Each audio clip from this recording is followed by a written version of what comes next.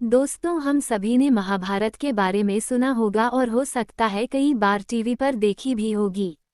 परंतु कई बार हमें महाभारत के सभी पात्रों के बारे में संपूर्ण जानकारी नहीं होती। आज हम बात करने वाले हैं महाभारत के एक ऐसे चरित्र के बारे में जिसके बारे में आपने अवश्य सुना होगा, परंतु हो सकता है उसकी संपूर्ण जानकारी आपके पास ना हो। तो चलिए शुरू करते हैं एक ऐसे चरित्र के बारे में जिसका महाभारत में एक विशेष रोल था। जी हाँ, मैं बात कर रहा हूँ महाभारत की कुंती के बारे में। आज हम जानेंगे कुछ ऐसे प्रश्नों के बारे जैसे कुंती कौन थी, महाभारत में उसका क्या रोल था आदि। कहानी सुनने से पहले चैनल को जरूर लाइक और सब्सक्राइब करें। तो चलिए कहानी शुरू करते हैं। महाभारत में कुंती पांडवों की माता का नाम था। यदुवंश के राजा शूरसेन के यहाँ एक पुत्र जिसका नाम वसुदेव और एक पुत्री जिसका नाम कुंती का जन्म हुआ था। कुंती का बचपन का नाम प्रथा था, जिसे बचपन में ही राजा शूरसेन ने अपनी बुआ के संतानहीन लड़के कुतिभोज को गोद दे दिया, जहाँ कुतिभोज ने इस कन्या का नाम कुंती रखा था। कई बार यह सवाल हमारे दिमाग में घूमता रहता है, तो मैं आपको बता दूं कि कुंती वसुदेव की बहन और भगवान श्री कृष्ण की बुआ थी। ये हस्तिनापुर के नरेश महाराज पांडु की पहली पत्नी थीं। महर्षि दुर्वासा के एक वरदान के कारण कुंती किसी भी देवता का आवाहन कर सकती थी और उन देवताओं से संतान प्राप्त कर सकती थी।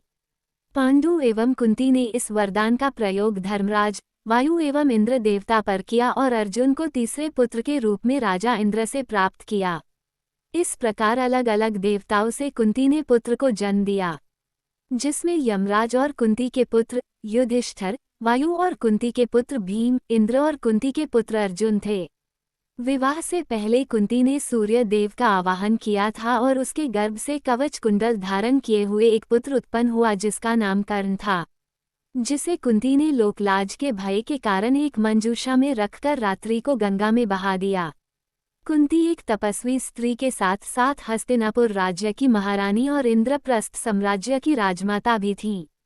पति की मृत्यु के बाद कैसे उन्होंने अपने पुत्रों को हस्तिनापुर में दालिक करवाकर गुरु द्रोणाचार्य से शिक्षा दिलवाई, साथ ही उन्हें राज्य का अधिकार दिलवाने के लिए प्रेरित भी किया। विवाह योग्य होने पर कुंती का स्वयंवर रचा गया, जिसमें कई राजा और राजकुमारों ने भाग लिया, जिसमें हस्तिनापुर के राजा पांडु को कुंती ने जयमाला पहनाकर पति रूप से स्वीकार कर लिया। कुंती का वैवाहिक जीवन सुखमय नहीं रहा। पांडु को दो पत्नियां कुंती और माद्री थीं। कहा जाता आखेट के दौरान राजा पांडु ने हिरण समझकर मैथुनरथ ने एक कीदम ऋषि को मार दिया था और मरते वक्त ऋषि ने शाप दिया था कि तुम भी मेरी तरह मरोगे जब तुम मैथुनरथ रहोगे। इस शाप के चलते पांडु अपनी पत्नियों के साथ जंगल चले जाते हैं। वे सन्यासियों का जीवन जीने लगते हैं, लेकिन राजा पांडु को हमेशा इस बात की चिंता सताती रहती थी कि उनकी कोई संतान नहीं है। कई बार वे कुंती को समझाने का प्रयत्न करते हैं कि उसे किसी ऋषि के साथ समागम करके संतान उत्पन्न कर लेनी चाहिए, परंतु कुंती इस बात के लिए राजी नहीं होती। फिर एक बार वह अपने वरदान के बारे में बताती है। तब पांडु की अनुमति से युधिष्ठिर, अर्जुन, भीम आदि संतानें उत्पन्न करती है। कुंती माद्री को दुर्वासा ऋषि द्वारा दिया गया मंत्र सिखा देती है, जिससे माद्री दो अश्वनी कुमारों का आह्वान करती है, जिससे उन्हें नकुल और सहदेव नाम के पुत्रों की प्राप्ति होती है। वन में नदी के किनारे राजा पांडु अपनी पत्नी माद्री के साथ भ्रमण कर रहे थे। वातावरण अत्यंत रमणीक था और ठंडी शीतल हवा चल रही थी। अचानक ही वायु के झोंके से माद्री का वस्त्र उड़ गया। इससे पांडु का मन चंचल हो उठा और वे मैथुन में प्रवृत्त हुए ही थे कि शापवश उनकी मृत्यु हो गई।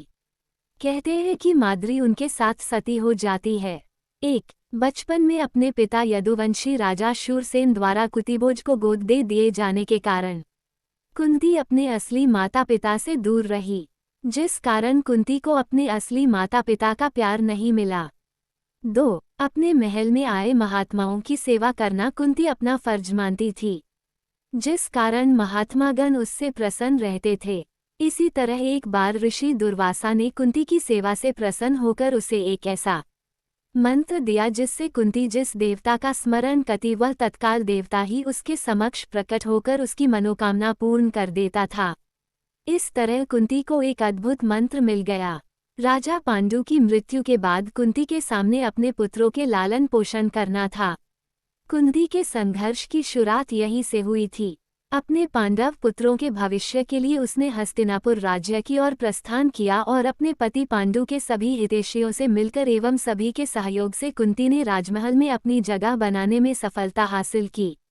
राजमहल में कुंती का सामना गांधारी, शकुनी और दुर्योधन से हुआ, जिन्होंने उसके समक्ष कई समस्याएं पैदा कर रखी थीं। अब कुंती और गांधारी में अपने अपने पुत्रों को राज्य का पूर्ण अधिकार दिलाने की अप्रत्यक्ष जंग शुरू हो गई। शकुनी और दुर्योधन ने मिलकर पांडवों को मारने के कई षड्यंत्र रचे। एक बार दुर्योधन द्वारा भीम को जहर देकर गंगा में फेंक दिया था। मूर्छित अवस्था में भीम बहते हुए नागों के लोक पहुंच गए। वहां विषैले नागों ने उन्हें खूब डंसा। अत्यधिक डसने के कारण भीम के शरीर में जहर का असर कम होने लगा। भीम की मूर्छा टूटने पर उन्होंने नागों को मारना शुरू कर दिया। इस बात की यह खबर नागराज वासुकी को हुई तो वह स्वयं भीम के पास पहुंचे। आर्यक नाग ने भीम को पहचान लिया, क्योंकि स्वयं आर्यक नाग भीम के नाना थे। भीम ने उन्हें अपनी आप बीती सुनाई कि कैसे उन्हें गंगा में धोखे से बहा दिया गया। ये सुनकर आर्यक नाग ने भीम को हजारों हाथियों का बल प्रदान करने के किए कुंडों का रस पिलाया, जिससे भीम और भी शक्तिशाली हो गए। कुंती और पांडवों को मारने के उद्देश्य से शकुनी और दुर्योधन ने छल से इनको लाक्षागृह लाख से बना घर में रुकवा दिया, क्योंकि रात में इस घर में आग लगाने की योजना बनाई गई थी। परंतु योजना पता लगने पर कुंती और पांडव एक सुरंग बनाकर वहां से बच निकले थे।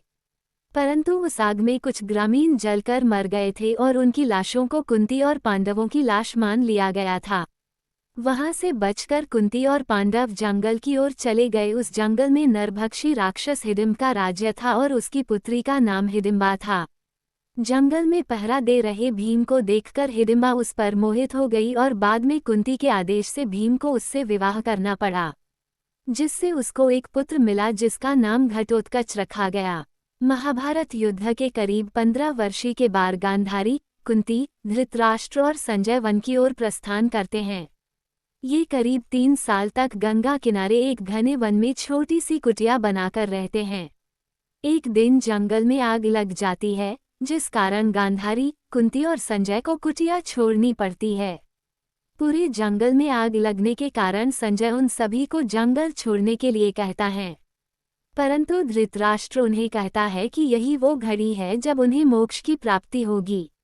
उनके कहने पर तीनों लोग वहीं रुक जाते हैं और उनका शरीर उस आग में झुलस जाता है। संजय उन्हें छोड़कर हिमालय की ओर प्रस्थान करते हैं, जहां वे एक सन्यासी की तरह रहते हैं।